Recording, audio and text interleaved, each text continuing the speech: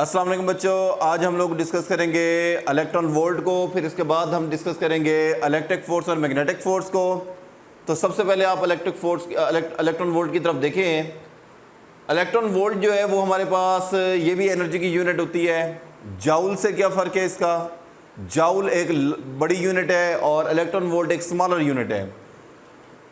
Electron volt जो energy की unit है ये आमतौर पर एटॉमिक लेवल पर इस्तेमाल होती है, यानी कि एटम के अंदर एनर्जी को हम कैलकुलेट करते हैं इलेक्ट्रॉन वोल्ट में, जबकि जाउल जो है उसके कंपेरेबल बहुत ही लार्जर यूनिट है एनर्जी की। तो एटॉमिक लेवल पे सिर्फ और सिर्फ हम इलेक्ट्रॉन वोल्ट एनर्जी को इलेक्ट्रॉन वोल्ट में मेजर करते हैं। तो electron volt is a smaller unit of energy on atomic level. तो ये जैसे मैंने आपको बताया कि एटॉमिक लेवल पे जो है वो हमेशा इलेक्ट्रॉन वोल्ट को यूज़ किया जाता है। ये भी एनर्जी की यूनिट है लेकिन बहुत ही स्मॉलर यूनिट है। हम इसको डिफाइन कैसे करते हैं? डेफिनेशन इसकी ये है, the amount of energy acquired or lost by an electron as it traverse a potential difference of 1 volt. जब भी हमारे पास कोई इलेक्ट्रॉन 1 वोल्ट के पोटेंशियल डिफरेंस को ट्रेवर्स करेगा, उसको क्रॉस करेगा, उसके अक्रॉस मूव करेगा, तो उस सूरत में हम ये कहते हैं कि 1 इलेक्ट्रॉन वोल्ट एनर्जी जो है वो उस पर कंज्यूम हुई है। हमने पोटेंशियल डिफरेंस का फार्मूला पढ़ा था। पोटेंशियल डिफरेंस बराबर होता है change in potential energy per unit charge, और उसी फार्मूले को हमने मॉडिफाई करके यहाँ पर लिखा है change in potential energy is equal to charge into potential के। चेंज इन पोटेंशियल के चार्ज जो है वो हमारे पास 1 इलेक्ट्रॉन का है, चेंज इन पोटेंशियल जो है वो 1 वोल्ट का है, तो ये बन जाएगा 1 इलेक्ट्रॉन वोल्ट।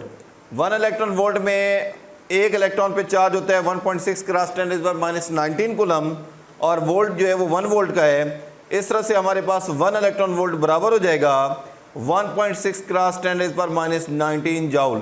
तो बच्चों ये हमारे पास इलेक्ट्रॉन वोल्ट और जाउल का एक रिलेशन बन गया कि 1 इलेक्ट्रॉन वोल्ट जो है वो 1.6 क्रॉस 10⁻⁻19 जाउल के बराबर है।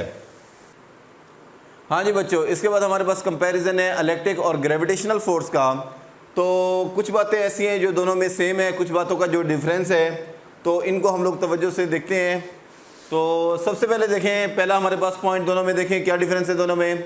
यहाँ पर हमने इलेक्ट्रिक फोर्स को लिखा है, उसकी करैक्टरिस्टिक्स लिखी हैं, यहाँ पर ग्रेविटेशनल फोर्स की।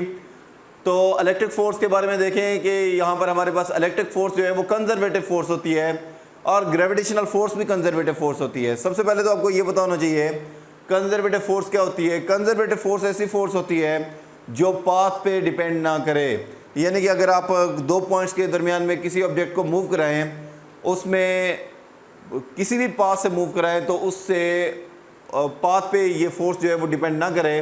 तो ये दोनों फोर्सेस इलेक्ट्रिक भी और ग्रेविटेशनल फोर्स भी, ये दोनों की दोनों कंजर्वेटिव हैं क्योंकि ये दोनों की दोनों पाथ पे डिपेंड नहीं करती। इसके बाद फार्मूला इसका है, उसको देखें। फार्मूला में काफ़ी आपको सिमिलैरिटी नज़र आ रही है। ये इलेक्ट्रोस्टैटिक फोर्स का फार्मूला है जो कि कूलम्स ने बनाया था, वो ग्रेविटेशनल फोर्स का फार्मूला है जो कि न्यूटन ने बनाया था। इनमें देखें इलेक्ट्रोस्टैटिक कांस्टेंट K है, वहाँ पर ग्रेविटेशनल कांस्टेंट G है। यहाँ पर ये फोर्स 2 चार्जेस के दरमियान में Q1 और Q2 है, वहाँ पर 2 मैसेज के दरमियान में फोर्स है M1 और M2। यहाँ पर भी 1/r² है यानी कि इन्वर्स स्क्वायर ला है, वहाँ पर भी 1/r² यानी कि इन्वर्स स्क्वायर ला है। तो कुछ बातें सिमिलर और कुछ डिफरेंस हैं। तो तीसरा पॉइंट देखें, फोर्स बिटवीन 2 चार्जेस, और जबकि ग्रेविटेशनल फोर्स क्या होती है? फोर्स बिटवीन 2 मैसेज, यानी कि हमारे पास ये जो इलेक्ट्रिक फोर्स है ये 2 चार्जेस के दरमियान में होती है, और जो ग्रेविटेशनल फोर्स है वो 2 मैसेज के दरमियान में होती है, जैसा कि फार्मूला में भी आपको नज़र आ रहा है। चौथे नंबर पे है ये भी फोर्स, यानी कि इलेक्ट्रिक फोर्स भी इन्वर्स स्क्वायर लॉ को फॉलो करती है, यानी कि इसमें 1/r² है, और ग्रेविटेशनल फोर्स भी इन्वर्स स्क्वायर लॉ को फॉलो करती है क्योंकि उसमें भी 1/r² है। 1/r² को इन्वर्स स्क्वायर लॉ कहते हैं। फिर इसके बाद कांस्टेंट की तरफ आ जाएं। इलेक्ट्रिक कांस्टेंट जो है वो K है, जो कि 9 क्रॉस 10⁻9 न्यूटन मीटर स्क्वायर पर कूलम स्क्वायर है। ये बहुत ही बड़ी वैल्यू क्योंकि 10⁻+9 है। और ये ग्रेविटेशनल कांस्टेंट बहुत ही छोटा होता है क्योंकि इसकी value 6.67 cross 10⁻11 newton metre square पर किलोग्राम स्क्वायर। यहाँ पर क्योंकि 10⁻11 है इसलिए ये कांस्टेंट बहुत ही छोटा होता है, यानी कि इलेक्ट्रोस्टैटिक कांस्टेंट बहुत बड़ा होता है और ग्रेविटेशनल कांस्टेंट जो है वो बहुत ही छोटा होता है। तो क्योंकि ये कांस्टेंट बड़ा होता है इसलिए ये फोर्स स्ट्रॉन्ग होगी। Electrostatic force is strong force, और वो हमारे पास जो क्योंकि वो कांस्टेंट छोटा है इसलिए ग्रेविटेशनल फोर्स जो है वो क्या होगी? वीक होगी। एक और पॉइंट भी है, वो ये है, ये फोर्स तो स्ट्रांग होती है लेकिन होती शॉर्ट रेंज है। वो फोर्स तो वीक होती है लेकिन होती लॉन्ग रेंज है। चार्ज की फोर्स थोड़े से डिस्टेंस के आगे वर्क नहीं करती, फोर्स एक्ट नहीं करती। ग्रेविटेशनल फोर्स लॉन्ग रेंज होती है, होती वीक है लेकिन बहुत लंबे डिस्टेंस तक एक्ट करती है। ये होती स्ट्रांग है लेकिन शॉर्ट डिस्टेंस तक एक्ट करती है। 7 पॉइंट है, ये इलेक्ट्रोस्टैटिक फोर्स अट्रैक्टिव भी होती है और रिपल्सिव भी होती है, और ग्रेविटेशनल फोर्स हमेशा अट्रैक्टिव होती है। यानी कि चार्ज अट्रैक्ट भी करता है, रिपेल भी करता है। चार्जेस अट्रैक्ट भी करते हैं, रिपेल भी करते हैं, लेकिन ज़मीन की जैसे ग्रेविटी है, अर्थ की ग्रेविटी है, वो हमेशा अट्रैक्टिव होती है। अर्थ हमेशा ऑब्जेक्ट को अट्रैक्ट करती है, कभी रिपेल नहीं करती।